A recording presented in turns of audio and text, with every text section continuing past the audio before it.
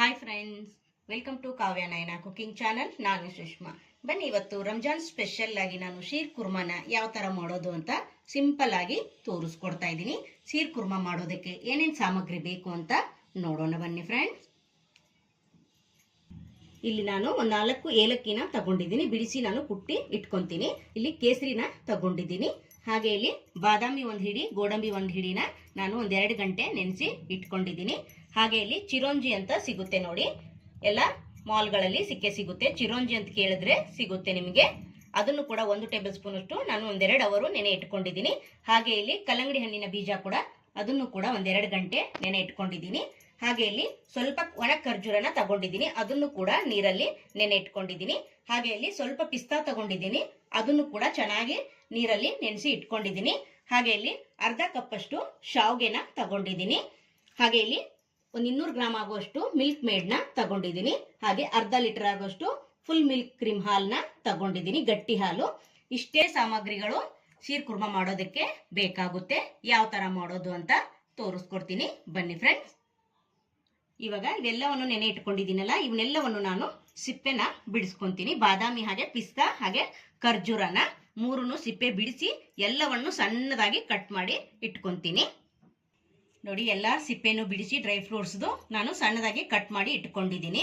ನೀವು ಇದರಲ್ಲಿ ಯಾವ್ದು ಇದಿರುತ್ತೋ ನಿಮ್ಮ ಮನೇಲಿ ಅದನ್ನ ನೀವು ಹಾಕೋಬಹುದು. ಇದನ್ನೇ ಹಾಕ್ಬೇಕಂತೇನಿಲ್ಲ. ಅಂದ್ರೆ ಇಲ್ಲಿ ಶೀರ್ ಕುರ್ಮಾಗೆ ಇದನ್ನೆಲ್ಲ ಹಾಕಿದ್ರೇನೆ ಶೀರ್ ಕುರ್ಮಾ ಒಂದೊಳ್ಳೆ ಟೇಸ್ಟ್ ಕೊಡುತ್ತೆ. ಅದಕ್ಕೋಸ್ಕರ ಎಲ್ಲವನ್ನು ಕಟ್ ಮಾಡಿ ಇಟ್ಕೊಂಡಿದ್ದೀನಿ. ಹಾಗೆ ಸ್ವಲ್ಪ ದ್ರಾಕ್ಷಿ ಕೂಡ ತಗೊಂಡಿದ್ದೀನಿ. ಒಲೆ ಮೇಲೆ ಒಂದು ಪಾತ್ರೆನ ಇಟ್ಕೊಂಡಿದ್ದೀನಿ. ಅದಕ್ಕೆ 1-2 ಟೇಬಲ್ ಸ್ಪೂನ್ ಅಷ್ಟು ತುಪ್ಪನ ಹಾಕೋತಾ ಇದ್ದೀನಿ. ತುಪ್ಪ ಇಲ್ಲಿ ನಿಮ್ಗೆ ಎಷ್ಟು ಬೇಕೋ ನೀವು ಇಷ್ಟು ಹಾಕೋಬಹುದು, ತುಂಬಾ ಚೆನ್ನಾಗಿರುತ್ತೆ. ತುಪ್ಪ ನಿಮ್ಗೆ ಆವಾಗಲೇ ನಾನು ತೋರಿಸಿರ್ಲಿಲ್ಲ ನೋಡಿ. 2 ಚಮಚದಷ್ಟು ತುಪ್ಪನ ಹಾಕೊಂಡಿದ್ದೀನಿ. ತುಪ್ಪ ಚೆನ್ನಾಗಿ ಕರಗಿದೆ, ಹಾಗೆ ಬಿಸಿ ಕೂಡ ಆಗಿದೆ. ಇವಾಗ ಎಲ್ಲ ಡ್ರೈ ಫ್ರೂಟ್ಸ್ನು ಹಾಕೊಂಡು ಹುರ್ಕೊಳ್ಳೋಣ. ತುಂಬಾ ಅಂದ್ರೆ ತುಂಬಾ ಚೆನ್ನಾಗಿರುತ್ತೆ ಫ್ರೆಂಡ್ಸ್. ನೀವು ಇದು ಕೂಡ ಒಂದ್ಸತಿನೂ ಮಾಡಿಲ್ಲ ಅನ್ಕೊಂತೀನಿ, ಒಂದ್ಸಲ ಟ್ರೈ ಮಾಡಿ ನೋಡಿ, ನಿಮಗೂ ಕೂಡ ಇಷ್ಟ ಆಗುತ್ತೆ. ನಾನು ರಂಜಾನ್ ಹಬ್ಬದ ವಿಶೇಷವಾಗಿ ಶೀರ್ ಕುರ್ಮಾನ ಮಾಡಿ ತೋರಿಸ್ತಾ ಇದ್ದೀನಿ. ತುಂಬಾ ಚೆನ್ನಾಗಿರುತ್ತೆ ಫ್ರೆಂಡ್ಸ್. ಹೊಸಬರು ಯಾರಾದ್ರೂ ನಮ್ಮ ಚಾನಲ್ ನೋಡ್ತಾ ಇದ್ರೆ ಪ್ಲೀಸ್ ಸಬ್ಸ್ಕ್ರೈಬ್ ಮಾಡ್ಕೊಂಡು ನೋಡಿ. ವಿಡಿಯೋನ ಎಲ್ಲೂ ಕೂಡ ಸ್ಕಿಪ್ ಮಾಡಬೇಡಿ, ಪೂರ್ತಿಯಾಗಿ ವಿಡಿಯೋ ನೋಡಿ ಸಪೋರ್ಟ್ ಮಾಡಿ ಫ್ರೆಂಡ್ಸ್. ನೋಡಿ, ಚೆನ್ನಾಗಿ ಹುರ್ಕೋಬೇಕು. ಯುಗಾದಿ ಹಬ್ಬ ಹಾಗೆ ರಂಜಾನ್ ಹಬ್ಬ 2 ಒಟ್ಟೊಟ್ಟಿಗೆ ಬರ್ತಾ ಇದೆ. ಆಲ್ರೆಡಿ ನಮ್ಮ ಚಾನಲಲ್ಲಿ ವೆರೈಟಿ ಸ್ವೀಟ್ ರೆಸಿಪಿ, ಹೋಳಿಗೆ ರೆಸಿಪಿ ಹಾಗೆ ರಂಜಾನ್ ಹಬ್ಬದ ರೆಸಿಪಿಗಳು ಕೂಡ ತುಂಬಾ ಬರ್ತಾ ಇದೆ. ನಿಮಗೆ ಯಾವ್ದಾದ್ರು ಇಷ್ಟ ಆದರೆ ಒಂದ್ಸಲ ಟ್ರೈ ಮಾಡಿ ನೋಡಿ, ತುಂಬಾ ಚೆನ್ನಾಗಿರುತ್ತೆ, ನಿಮಗೂ ಕೂಡ ಇಷ್ಟ ಆಗುತ್ತೆ. ಹಾಗೆ ಇದ್ರ ಜೊತೆಗೆ ದ್ರಾಕ್ಷಿ ಕೂಡ ಸೇರಿಸ್ಕೊಂಡು ಚೆನ್ನಾಗಿ ಫ್ರೈ ಮಾಡ್ಕೊಳ್ಳೋಣ. ನೋಡಿ, ಇವಾಗ ಡ್ರೈ ಫ್ರೂಟ್ಸ್ ಎಲ್ಲ ಚೆನ್ನಾಗಿ ಹುರಿದಿದ್ದಾಗಿದೆ. ಇವಾಗ ಒಂದು ಪ್ಲೇಟ್ಗೆ ಇದನ್ನ ತೆಗೆದ್ಬಿಡೋಣ. ನೋಡಿ, ಎಲ್ಲವನ್ನು ನಾನು ಒಂದು ಪ್ಲೇಟ್ಗೆ ತೆಗೆದಿಡ್ತೀನಿ. ನೋಡಿ, ಡ್ರೈ ಫ್ರೂಟ್ಸ್ ಎಲ್ಲ ತೆಗೆದಿದ್ದೀನಿ. ಇವಾಗ ಅದಕ್ಕೇನೆ ಅರ್ಧ ಕಪ್ ಅಷ್ಟು ಶಾವ್ಗೆನ ಹಾಕೊಳ್ಳೋಣ. ಇಲ್ಲಿ ರೋಸ್ಟೆಡ್ ಶಾವ್ಗೆ ಕೂಡ ಸಿಗುತ್ತೆ, ನೀವು ಅದು ಸಿಕ್ಕರೆ ಕೂಡ ಅದು ತುಂಬಾ ಚೆನ್ನಾಗಿರುತ್ತೆ. ಹಾಗೆ ಇದಕ್ಕಿಂತ ಸ್ವಲ್ಪ ತೆಳುವಾಗಿರುತ್ತೆ ನೋಡಿ, ರೆಡ್ ಕಲರ್ ಆಗಿರುತ್ತೆ ರೋಸ್ಟೆಡ್ ಶಾವ್ಗೆ. ಅದು ಸಿಕ್ಕರೆ ಕೂಡ ನೀವು ಅದನ್ನ ತಗೋಬಹುದು. ನನ್ನ ಹತ್ರ ಇದು ಶಾವ್ಗೆ ಇತ್ತು, ಅದಕ್ಕೋಸ್ಕರ ನಾನು ಅದನ್ನ ತರಕ್ಕೆ ಹೋಗ್ಲಿಲ್ಲ. ನಿಮ್ಮ ಹತ್ರ ಇದ್ರೆ ಅದನ್ನೇ ಹಾಕೊಳ್ಳಿ, ಇಲ್ಲ ಮನೇಲಿ ಇದ್ರೆ ಇದೇ ತರಾನೇ ಫ್ರೈ ಮಾಡ್ಕೊಳ್ಳಿ ಹಾಕೊಂಡು. ನೋಡಿ, ಇವಾಗ ಚೆನ್ನಾಗಿ ಇದೇ ತುಪ್ಪದಲ್ಲಿನೇ ಫ್ರೈ ಮಾಡ್ಕೊಳ್ಳೋಣ. ಸ್ವಲ್ಪ ಕಲರ್ ಚೇಂಜ್ ಆಗಬೇಕು, ಅಲ್ಲಿವರೆಗೂ ಫ್ರೈ ಮಾಡಿ. ನೋಡಿ, ಇವಾಗ ಚೆನ್ನಾಗಿ ಕಲರ್ ಚೇಂಜ್ ಆಗಿದೆ, ಸ್ವಲ್ಪ ರೋಸ್ಟ್ ಆಗಿದೆ ಅಲ್ವಾ, ಕಲರ್ ಚೇಂಜ್ ಆಗಿರೋದು ಕಾಣಿಸ್ತಾ ಇದೆ ಅನ್ಕೊಂತೀನಿ. ನೋಡಿ, ಈ ತರ ಆದ್ರೆ ಸಾಕು. ಇವಾಗ ಇದಕ್ಕೆ ನಾನು ಅರ್ಧ ಲೀಟರ್ ಆಗುವಷ್ಟು ಹಾಲನ್ನ ಹಾಕೊಂತೀನಿ. ಫುಲ್ ಮಿಲ್ಕ್ ಕ್ರೀಮ್ ಹಾಲನ್ನ ತಗೋತಾ ಇದ್ದೀನಿ. ಗಟ್ಟಿ ಹಾಲು. ಹಾಗೆ ಒಂದ್ಸತಿ ಚೆನ್ನಾಗಿ ಮಿಕ್ಸ್ ಮಾಡ್ಕೊಳ್ಳೋಣ. ಹಾಲಲ್ಲಿ 1-2 ನಿಮಿಷ ಕುದಿಸ್ಕೊಳ್ಳೋಣ. ಈಗ ಇದಕ್ಕೇನೆ ನಾನು ಮಿಲ್ಕ್ ಮೇಡ್ನ ಹಾಕೋತಾ ಇದ್ದೀನಿ.